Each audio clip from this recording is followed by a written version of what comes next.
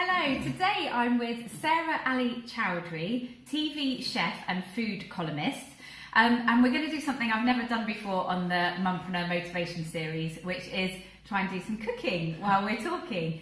So Sarah's going to show us how to make saag paneer, which is a really quick and easy thing that you can do for the family, and also going to tell us a little bit about her journey.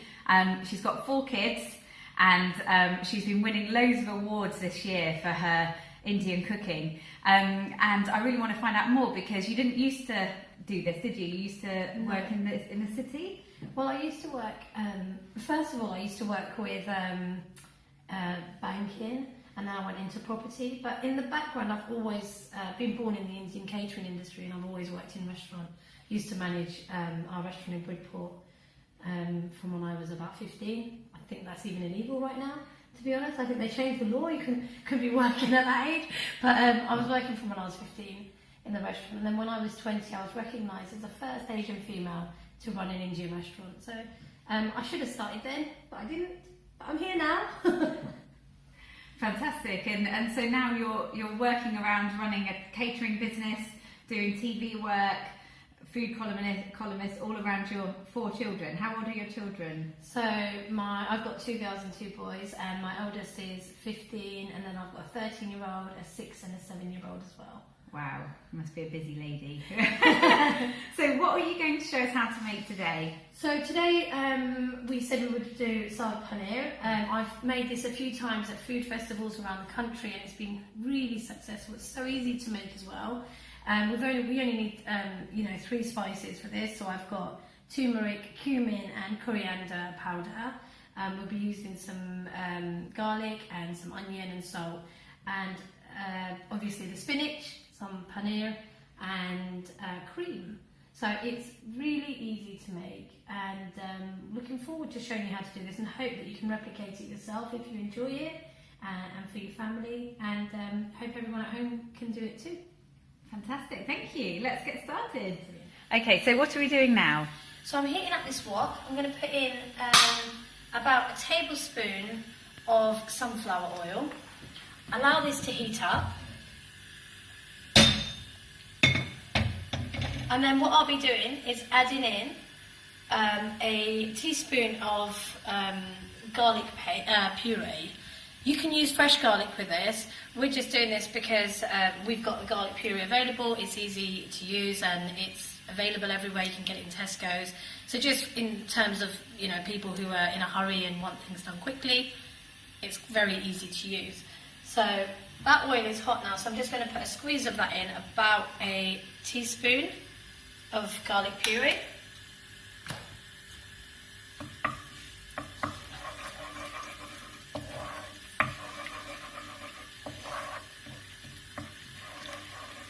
So while you're doing this, can you tell us what has made you make this big life change and start your own business?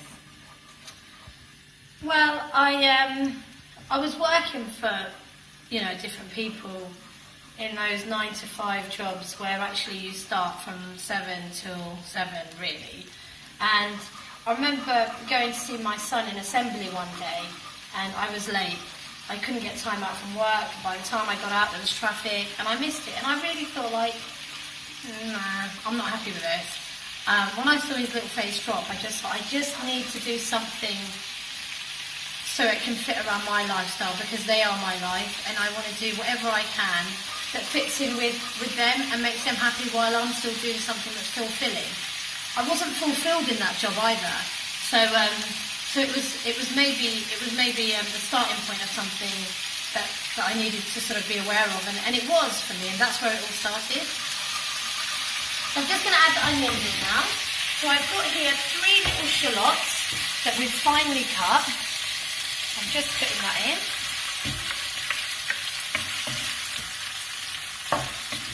If you don't have shallots, you can use spring onion, or you can use normal, half an onion of a small one.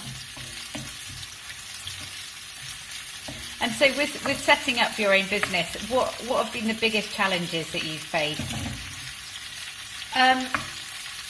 The more I get into what I'm doing, the more things I want to do. And the more things I want to do, the more difficult it is to balance everything, because my sole purpose of doing my own business was to give the children more time, and sometimes you find like you're actually leaving the kids to do stuff, and it's like that wasn't actually what the reason why I started this. But I think also because I'm doing something that I really, really enjoy and I'm very passionate about, so I think that also sort of eats in a bit into the other part of my life, and trying to keep a balance is really difficult, but I'm doing it. It's just that sometimes you think, oh, maybe I'm doing too much at once. And, you know, I think it happens to everybody in any walk of life. Sometimes you just got to make decisions.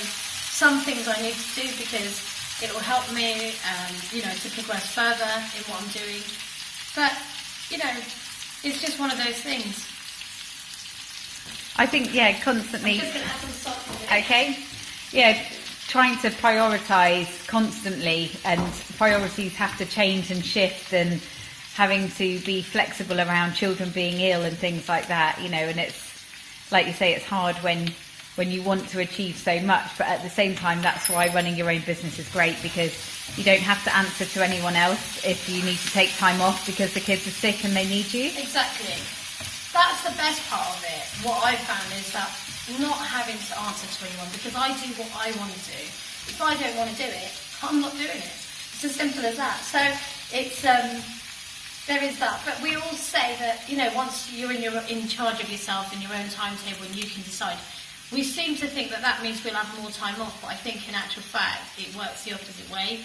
You know, it becomes very important that you need to do certain things. You need to be really responsible for time management and functionality in your home and everything else.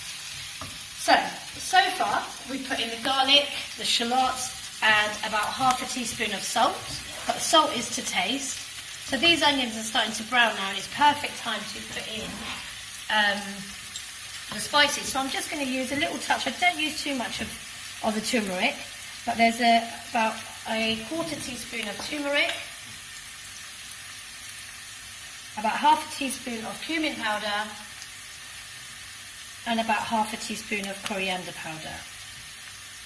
I'm just going to actually put a little touch more of cumin in there. I'm going to put a little squeeze of tomato puree. That's less than half a teaspoon, and just give that a little mix. Now, I like when I cook and I put these spices in, I do like to add a little touch of water just so there's a smoothness normally when I'm cooking. But in this one, I won't be adding any water to it because we're going to be adding cream a little bit later, and that will give it more of a smoothness. Because normally, if you were just putting spices in a pan with some oil and tomato grit, you would need something to, you know, it would be powdery otherwise. So you need to normally add a little touch of water. Right, so this is going really well. Right now, I'm going to add the spinach. So you know that the spinach has got its own water. This is baby spinach I'm using, and I'm using one of the small packs of spinach. You can get it from any supermarket. Get all the spices mixed in.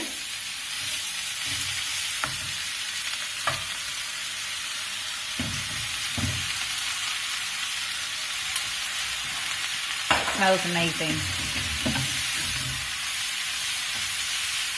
You mentioned before about time management. Yeah. Have you got any tips to share about how you manage to fit everything in? No. No, I think what we need to do is this is more a site for women who are watching, isn't it? And I think all women know that we have to give everything time, including ourselves.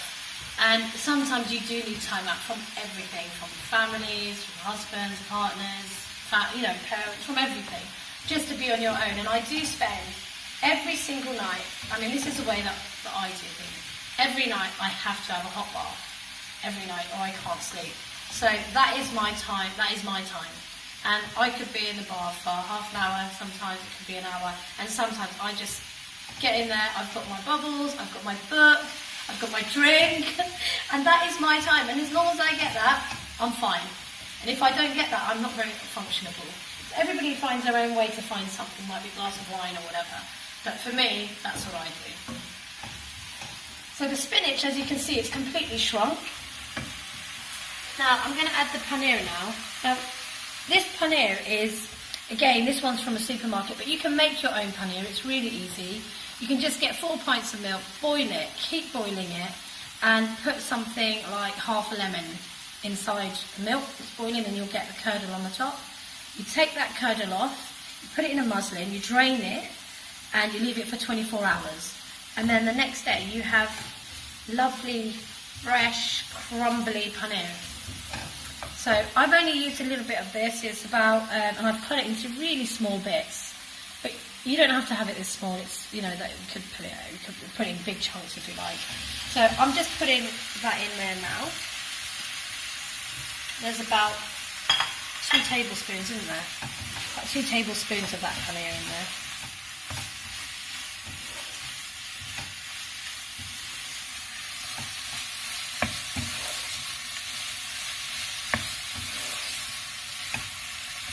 So how long do you need to cook it for now? What, this? Yeah. 2 minutes. So it's super fast. It is really fast. So once all of the paneer is coated properly, we want to just cook it a little bit with the spices, but you don't want to overcook the paneer either, so don't keep it in there for too long. So we've got that done now, and I'm going to just wait for a few minutes. And I've got some single cream here, and I always say I'm going to put 1 tablespoon, but it's cream, so I'll put a bit more. Right, so in we go with the cream. I reckon that is about 1 tablespoon. We need a bit more than that. There you go. Are there any alternatives to using cream for people that are calorie counting, or is it cream or nothing? They don't have to put cream in it. They can just have it with spinach on its own like that, and with the paneer. Or, you know, I'm trying to think of an alternative, but it won't have that flavour. And what we're trying to achieve is that flavour with the cream and the spices and the paneer with the spinach. So if you used an alternative, I'm not sure that you'd get the same sort of taste vibrancy as you are with this. So what would you serve this with? So, traditionally we would have this with rice, but you don't have to have it with rice. You can just eat it on its own if you wanted. Quite a nice little snack. Have you got any tips for any mums out there who are starting a business? Well, I do actually have some good tips for people who are starting business, especially for women who are in business, and especially for women who have, you know, children and who are trying to, you know, start a business. I did actually win the UK Small Awards for the best the UK's best small business and best startup business. So what I would say, the reason I think that I won was the way in which that I manage myself and I manage everything else. As we're building ourselves, one of the things that we seem to think is like we want to get up and we want help and we want help and we want help and we want people to sort of help us and assist us and support us. But the way in which you can best achieve that is if you're prepared to help other people as well, and you'll find that more people are willing to help you later. And I know that sometimes it takes a sole focus of everything we're doing, and we sort of think, oh God, you know, I just want someone to help me. I'm starting new, and you know, give me a break, kind of thing. But I think the one of the tips that I would say that I think has really helped me to progress further is to say, well, you know, I do need this help from you, but what can I do to help you? And I think that is a winner, and that's what I found has helped me massively with everyone I'm working with, and I've been able to progress in so much in a year. But I think more so that I've also been prepared to help people as well, and we help each other, and it works as a network. We're all trying to, you know, to get up a little bit further and to sort of raise our profile and improve ourselves if we can give that back to people, they'll probably give it back to us too. That's great advice, thank you. Here we have the saag paneer, and we've got the spices that we've used there, and now we're going to let Erin try some. Fantastic. Oh, don't want to take too much.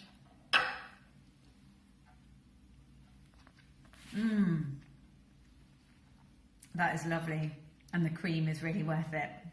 That is amazing. Thank you, really lovely. You're welcome. And thank you very much for sharing your story with us today. I'm delighted to be here. It's been, this is something we said we were going to do for a long time. I'm really glad that we managed to do this. Me too. And what I want to hear from you is what's next? What's coming up for you? Right, so BAFTAs are next, the Bournemouth and Poole Tourism Awards. That will be in March, so it's one of those things where I need everyone to vote for me, please, for the Rising Star. I was a finalist last year. I really want to win it this year. Fantastic. Fingers crossed. Fingers crossed. That's great. Well, good luck with all your ventures, and I'm sure we'll be hearing from you again. Yeah, thank you. Bye. Okay, bye.